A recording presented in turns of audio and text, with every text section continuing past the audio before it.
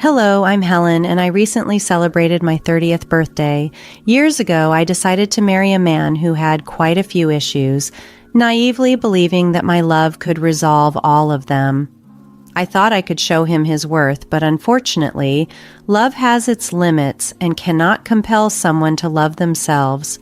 I'll refer to my ex-husband as Scott. He had an intense obsession with pleasing his parents, a drive that went beyond the usual desire to make them proud. His entire life was overshadowed by this compulsive need for their approval. Scott's parents, whom I'll call Mr. and Mrs. Kyle, seemed indifferent to his life, which only made him more desperate for their attention. It was painful to see, and it didn't take long for me to realize that I couldn't fill the emotional void they left in him. To complicate matters, Scott frequently used our savings to buy expensive gifts and vacations for his parents, draining our finances on items they hardly appreciated. This reckless spending became a perennial source of conflict between us, and it often felt like I was vying with his parents for his focus, which took a heavy toll on our relationship.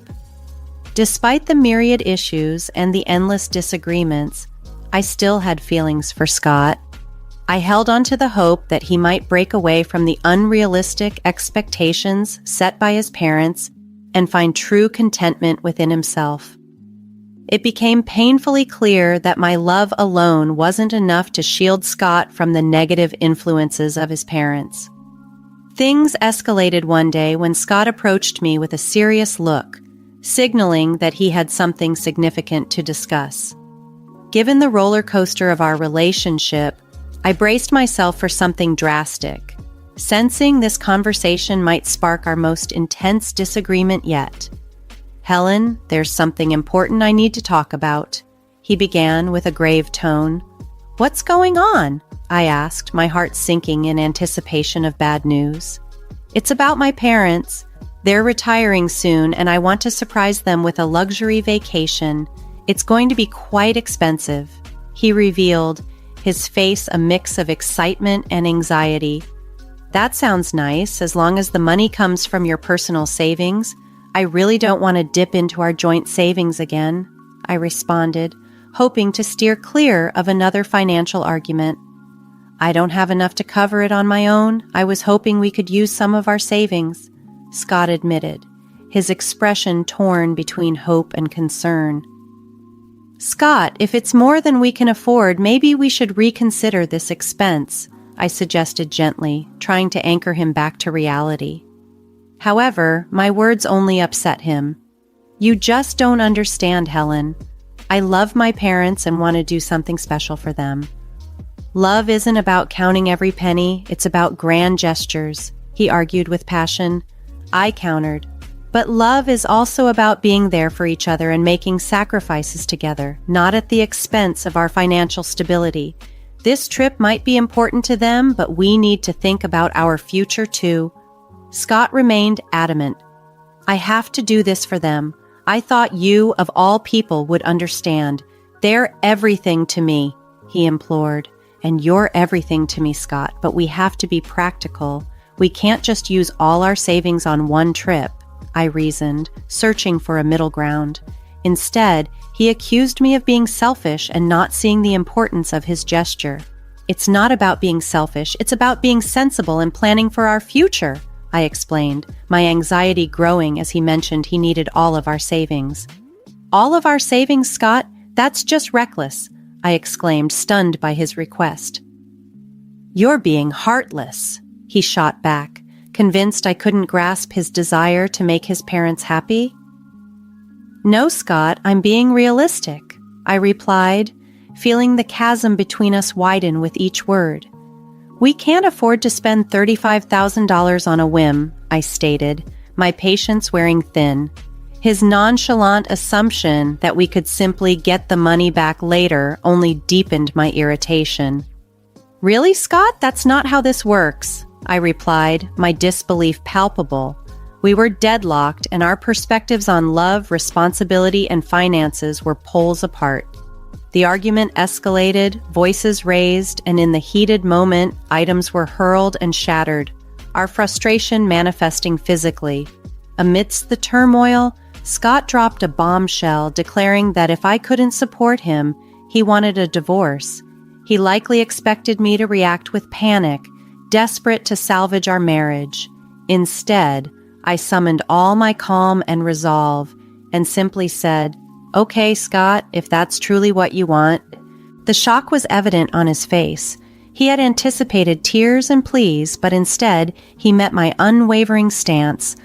I was done catering to his fantasies. If he chose to squander his future on unattainable dreams, he would do so alone. I held nothing back, expressing my thoughts clearly. His ceaseless pursuit of his parents' approval was futile, like trying to stay dry in a storm with just an umbrella. He attempted to counter, but I silenced him with a simple raise of my hand, declaring my refusal to continue fighting for a love hindered by unrealistic expectations and an incessant need for validation. "Go ahead, spend all your money trying to win over people who barely notice you," I told him, resolute in my decision to end the cycle of disappointments and broken promises. With that, the stark reality struck him. Our marriage had morphed into a battlefield, and it was time to surrender and seek peace separately. A month has passed since our divorce was finalized, and I must say the sense of liberation is profound. Gone are the exhausting arguments over finances and the futile quest for approval that was never ours to claim. Now I breathe easier, freed from the oppressive weight of his insecurities that once clouded my days. Each new day now shines a bit brighter. True, Scott has attempted to re-enter my life, feigning concern and inquiring about my well-being, but I see through his charade. I'm not about to be deceived again. As the old saying goes, fool me once, shame on you. Fool me twice, shame on me. I resolutely turned away from Scott's attempts to rekindle our past relationship. I had come to understand that I invested too much in trying to mend someone who had no desire to change. It was now time to prioritize my personal growth and happiness. Rebuilding my life wasn't easy, to say the least. Splitting our shared assets and adapting to a new financial reality required patience and resilience.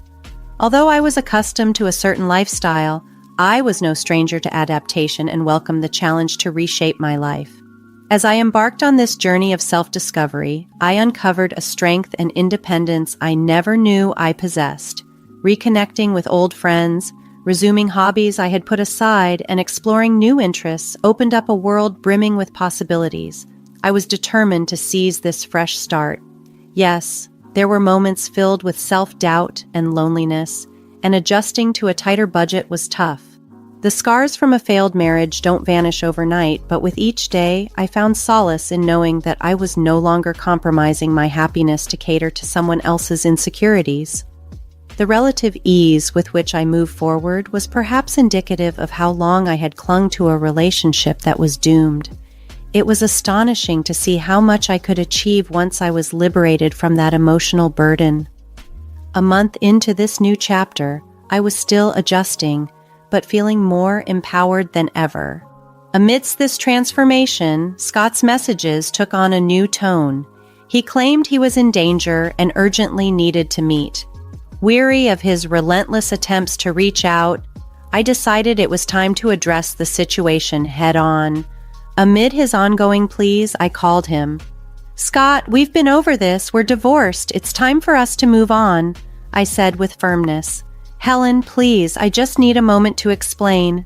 I'm in serious trouble, and you're the only one I can turn to for help," he implored, his voice perhaps carrying a genuine tone of fear. Or maybe it was just the absence of hearing his voice that made it seem so. Whether it was the long silence since our last heartfelt conversation, or his seemingly sincere distress, a part of me was intrigued yet cautious about his intentions. Despite my reservations, I agreed to meet Scott. "Fine, but we're not meeting at my place. Let's go to that cafe we used to frequent. No tricks, understood?" I stipulated. "Thank you, Helen. I promise I just need someone to listen.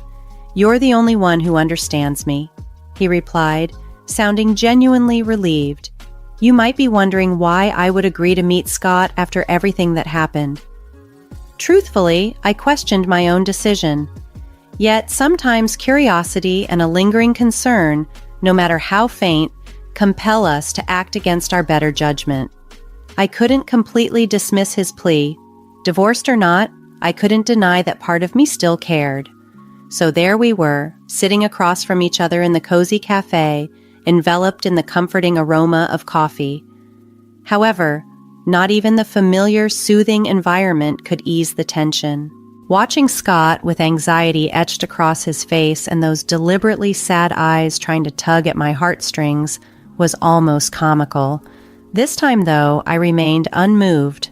I leaned back, composed and in control, prepared to listen, but determined to keep the conversation on my terms. "Okay, Scott, you have my attention for now. What's this danger you're supposedly in? Just so you know, I'm not here to save you. I'm done cleaning up your messes," I stated, my tone firm yet open to hearing him out. Scott sighed deeply, his face a blend of regret and desperation that was almost pitiable, but I steeled myself against any emotional manipulation. "I know I've made mistakes before, Helen, but this situation is different. I've gotten involved with some seriously bad people. I owe them a lot of money, and they're not known for their patience," he confessed. I raised an eyebrow, skeptical of his melodramatic tale. "Really, Scott? Dangerous people? Are we revisiting the tale of your imaginary friends who seem to attract trouble?" I couldn't hide my disbelief. Scott's expression shifted to one of hurt and frustration, evidently hoping for a more sympathetic response. "No, Helen, this isn't made up. I'm in deep trouble and coming to you as my last resort," he insisted, his voice tinged with desperation. "Let me guess, you spiraled after our divorce," I continued, piecing together the predictable pattern of his post-separation choices. As Scott shared his predicament, my voice unintentionally rose, attracting the attention of other cafe patrons. I shot them an apologetic look, trying to regain my composure. "Look, I got caught up in something foolish, I admit, but now I'm in a mess that's bigger than I can handle alone," Scott confessed, his eyes filled with a desperate plea. My frustration was close to boiling over. How could he just waltz back into my life with yet another crisis? Yet, beneath my irritation, a faint shadow of empathy lingered. "How much are you in for?" I asked, bracing myself for the answer. $120,000, Scott responded sheepishly.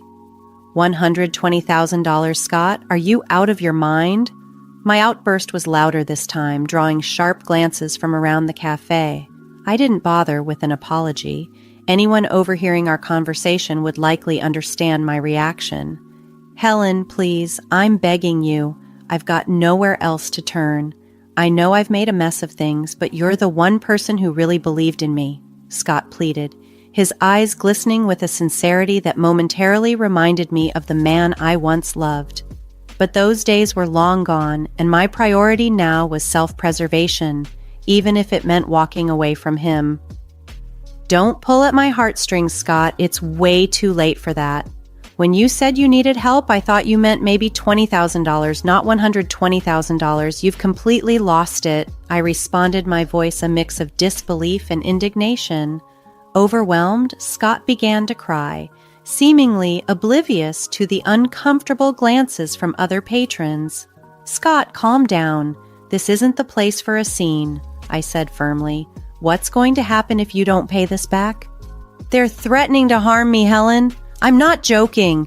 This is really bad," he managed between sobs. His words hung heavy in the air, leaving me torn between my lingering concern for his well-being and the need to protect myself from being dragged back into his chaos. Seeing the seriousness of his situation, I was forced to consider the gravity of the risk he faced. I softened my approach. "All right, Scott, start from the beginning and tell me everything," I urged gently.